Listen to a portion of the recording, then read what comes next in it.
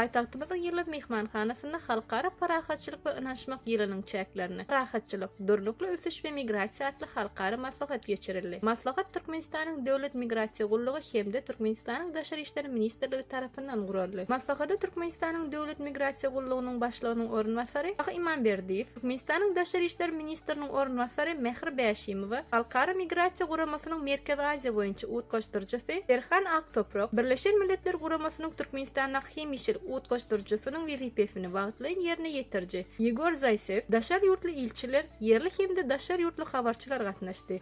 Şeýle hem bu forma Merkezi Aziýa döwletlerinden şolar wagtda Russiýadan we Eýrandan wekiliýetler çağıryldy. Halkara maslahat 5 planer meclis boýunça geçirilip, häzirki zaman çemeleşmeleri, şahsiýeti anyklamak we migrasiýa dolandyrşyny resmi namalar düzgünleşdirmek, ekologiýa bilen bagly meseleler we olaryň migrasiýa edýän täsiri, raýatsyzlyk aradan aýyrmaň ýollary we hukuk çözgütleri, migrasiýanyň geljegi, innovasiýalar we sany çözgütler we sebitleýin hyzmatdaşlyk, parahatçylyk we ynam, durnukly ösüşiň we netijeli migrasiýa siýasatynyň esaslary ýaly meclislerde çykyşlar dinlenildi.